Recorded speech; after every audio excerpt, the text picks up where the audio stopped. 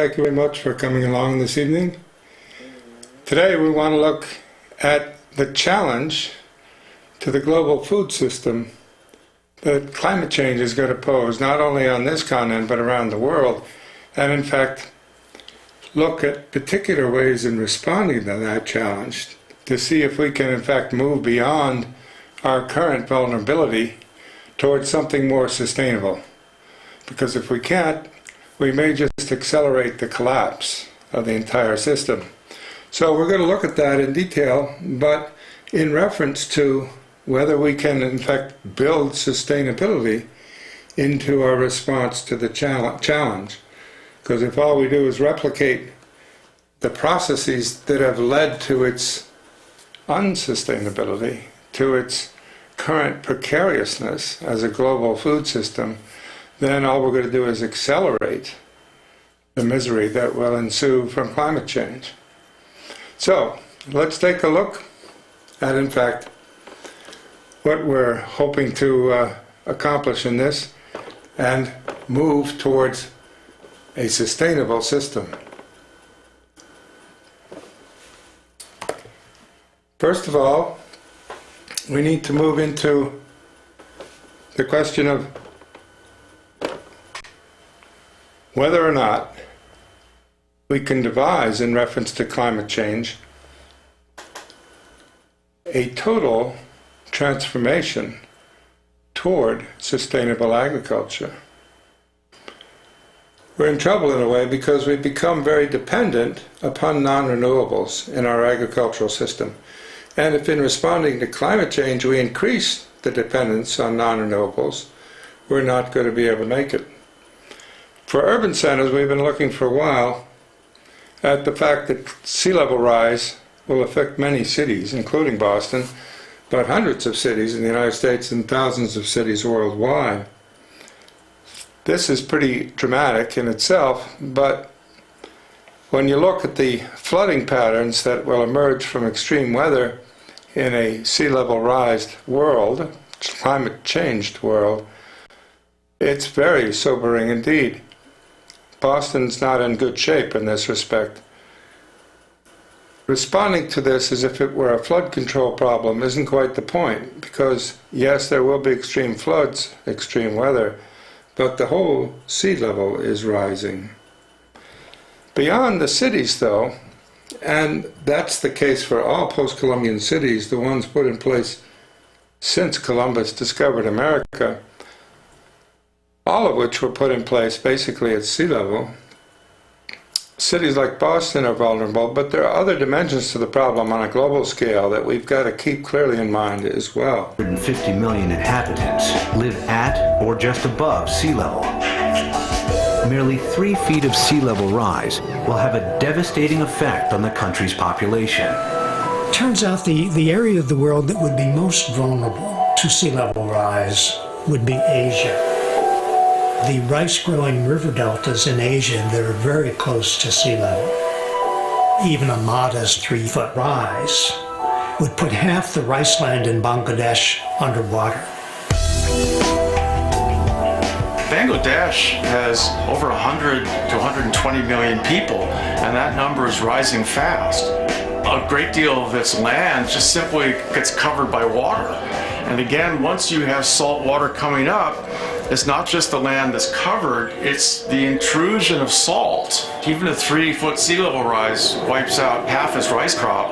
Their population is going up a third, and their land is being shrunk by a third. You do the math. It's a catastrophe coming at us. Okay, well, that's succinctly put, a catastrophe coming at us. Now, this is on a global scale, obviously, but it's in Bangladesh in particular, and Bangladesh is not alone. What is happening here is a ratio shift, a very sudden ratio shift. Humans depend on food. Food depends on an environment where it can be grown. You change that environment very quickly, the food collapses and the human population is very vulnerable. This isn't a mystery. But you've got to look at these marginal areas on the margins of continents in reference to their food producing load, as it were, to ask yourself, Okay, what's the human population dependent upon that load?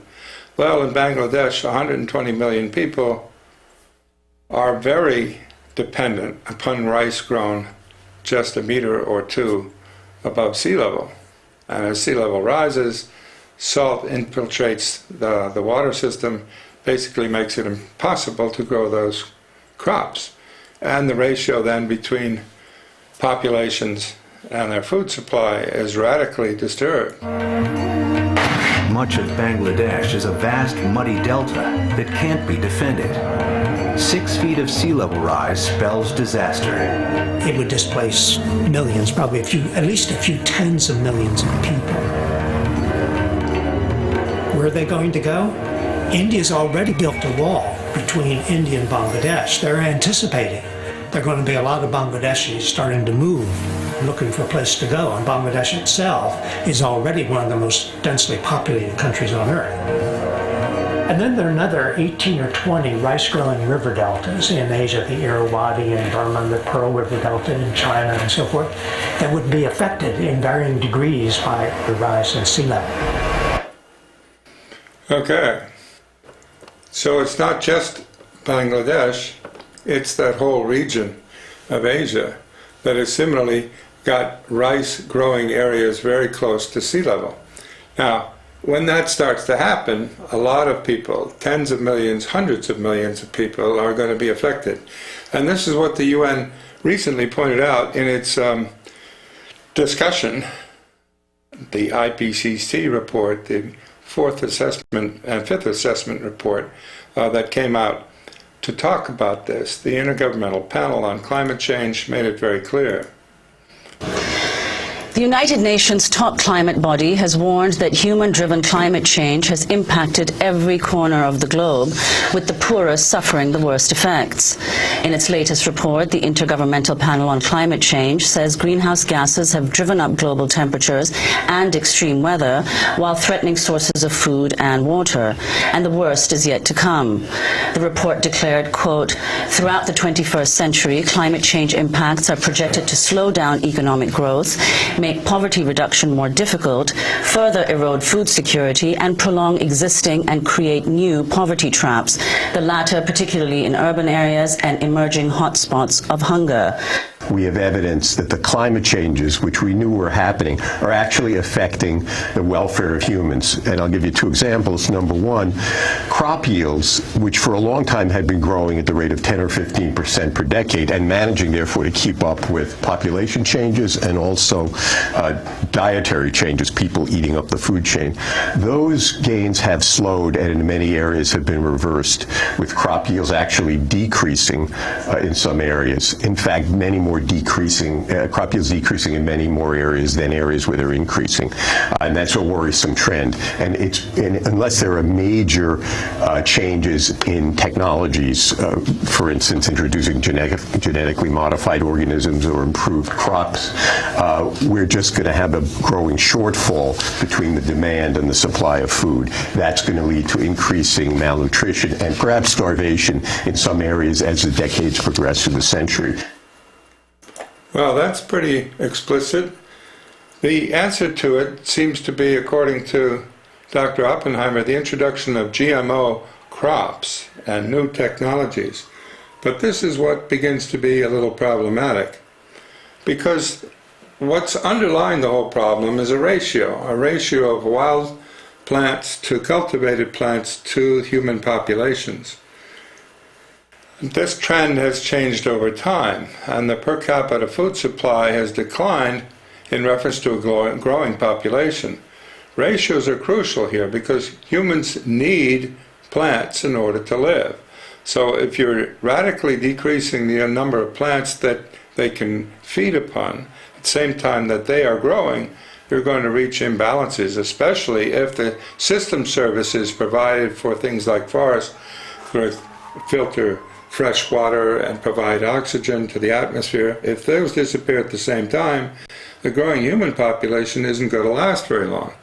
Now, this is what a UN scientific body has also started to look into. And what they call the trophic structure of the ecosystem is crucially important. In an ecosystem, ratios really matter, and when they get out of whack, the planet is said to be overloaded. Some scientists have written books to this effect now. These answers to these questions will inevitably raise further questions, embarrassing ones at that, revealing these questions about ratios. How many people are trying to live off what kind of resource base, agricultural base? Some have argued since the 1950s that we are already too many on the planet, and we have to learn how to wind down the human population presence on the surface of the earth. No less a person than Sir David Attenborough made this clear in a speech before the Royal Society. There have been prophets who've warned us of this impending disaster, of course. One of the first was Thomas Malthus. His most important book, an essay of the principle of population, was published over 200 years ago in 1798. In it, he argued that the human population would increase inexorably until it was halted by what he called misery and vice. Today, for some reason, that prophecy seems to be largely ignored, or at any rate disregarded. It's true that he did not foresee the so-called Green Revolution, which greatly increased the amount of food that can be produced in any given area of arable land. And there may be other advances in our food-producing skills that we ourselves still can't foresee. But such advances only delay things.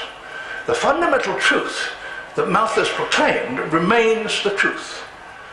There cannot be more people on this earth than can be fed.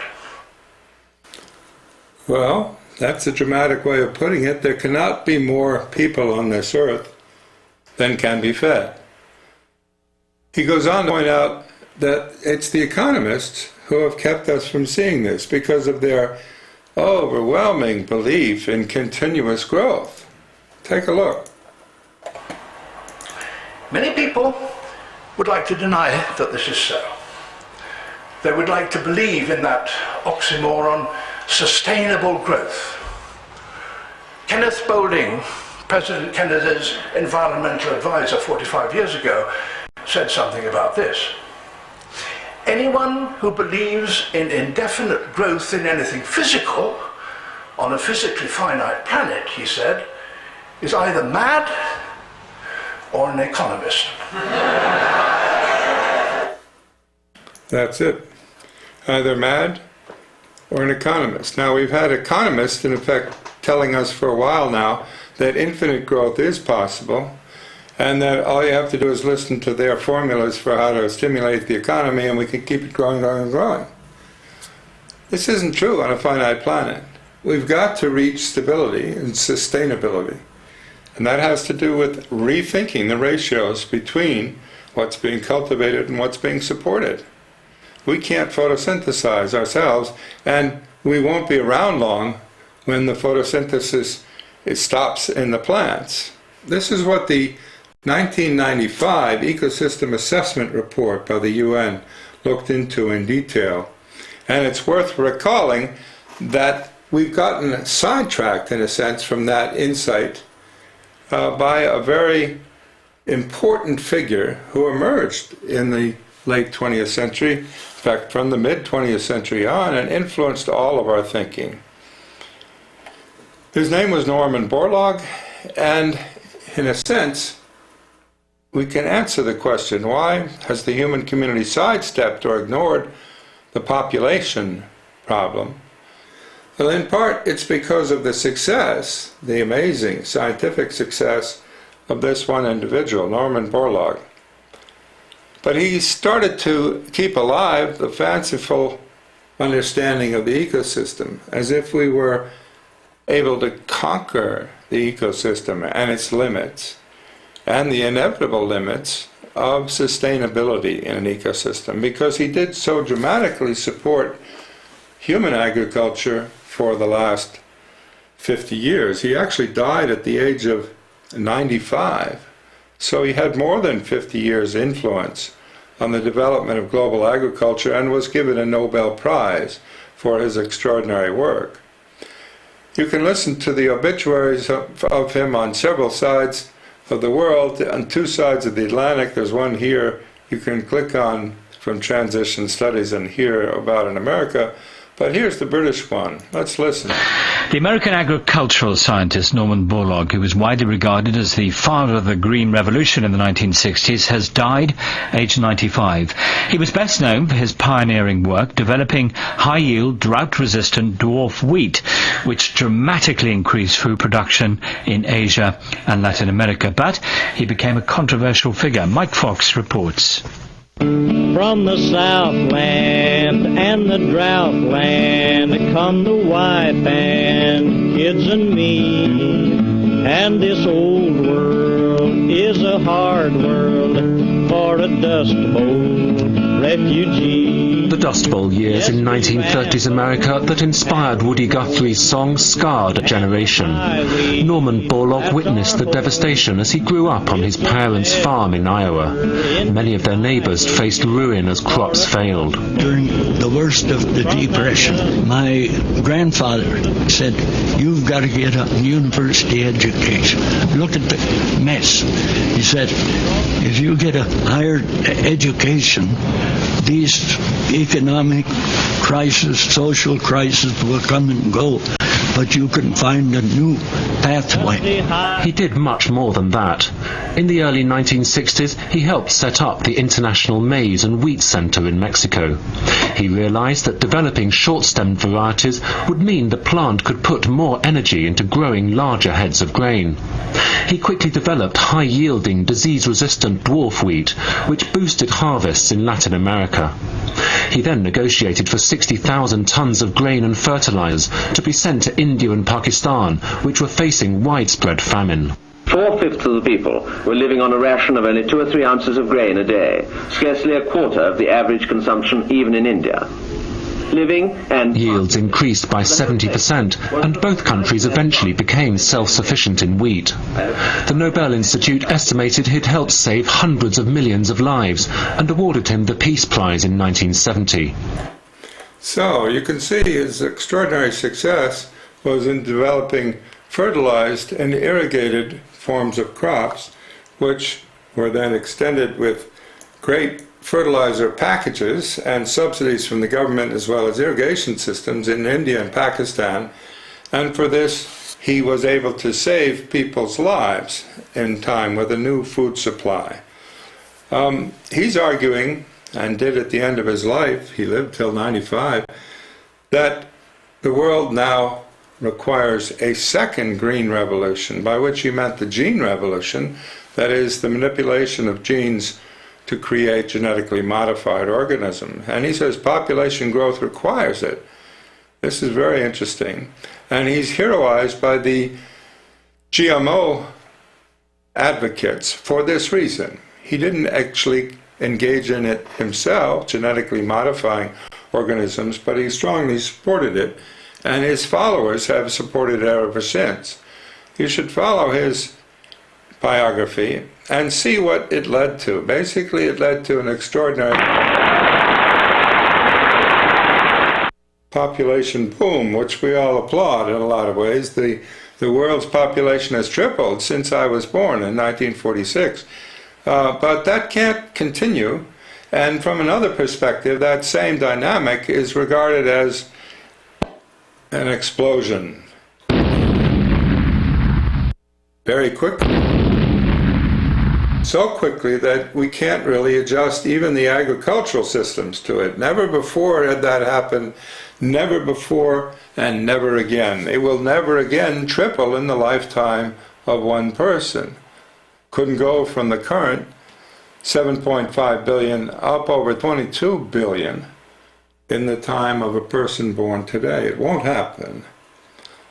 And this is what the UN has begun to point out. The planet more in the last half a century than at any time in history. Vast tracts of land have been taken for modern farming. Fertilizer use has increased hugely. Forests and other ecosystems are disappearing. None of this is a surprise, but what the Millennium Ecosystem Assessment aims to do is to measure what these environmental changes mean for human progress. It concludes that in places too much water is being used for irrigation, so there's less available for drinking.